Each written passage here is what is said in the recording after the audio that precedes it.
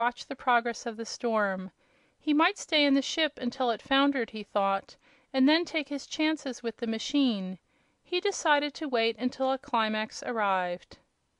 The climax came the next moment, for while he leaned over the bulwarks the Buccaneers stole up behind him and suddenly seized him in their grasp.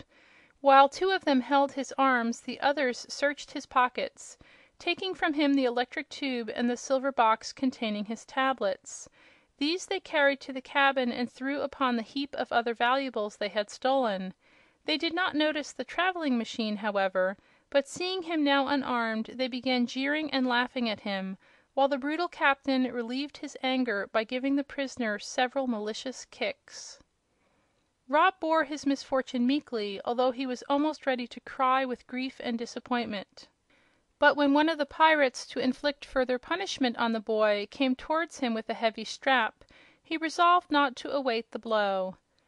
Turning the indicator to the word "up," he found to his joy and relief that it would yet obey the influence of the power of repulsion. Seeing him rise into the air, the fellow made a grab for his foot and held it firmly, while his companions ran to help him. Weight seemed to make no difference in the machine. It lifted the pirate as well as Rob. It lifted another who clung to the first man's leg, and another who clung to him. The other two also caught hold, hoping their united strength would pull him down, and the next minute Rob was soaring through the air with the entire string of 5 Buccaneers dangling from his left leg.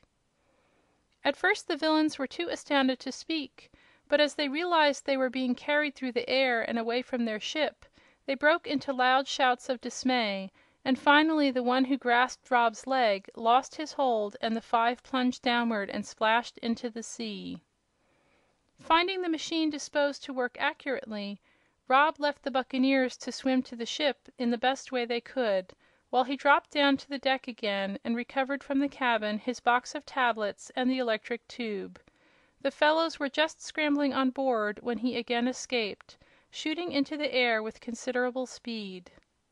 Indeed, the instrument now worked better than at any time since he had reached the cannibal island, and the boy was greatly delighted. The wind at first sent him spinning away to the south, but he continued to rise until he was above the air currents, and the storm raged far beneath him. Then he set the indicator to the northwest and breathlessly waited to see if it would obey. Hooray! Away he sped at a fair rate of speed, while all his anxiety changed to a feeling of sweet contentment. His success had greatly surprised him, but he concluded that the jar caused by dropping the instrument had relieved the pressure upon the works, and so helped rather than harmed the free action of the electric currents.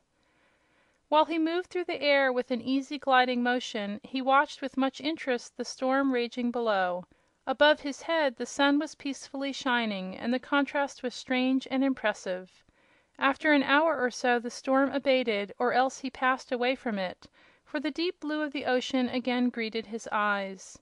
He dropped downward until he was about 100 feet above the water, when he continued his northwesterly course. But now he regretted having interfered for a moment with the action of the machine, for his progress, instead of being swift as a bird's flight, became slow and jerky, nor was he sure that the damaged machine might not break down altogether at any moment.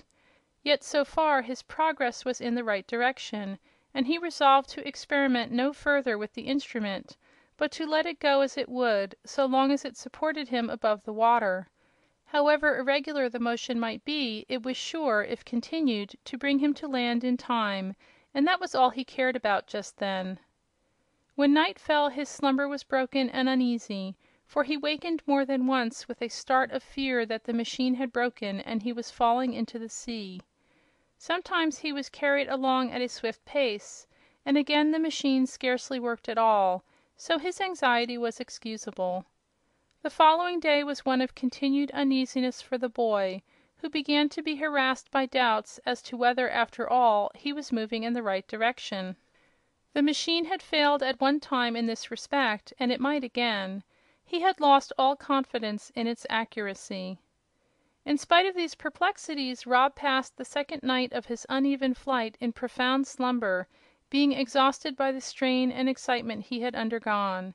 When he awoke at daybreak he saw, to his profound delight, that he was approaching land. The rising sun found him passing over a big city, which he knew to be Boston.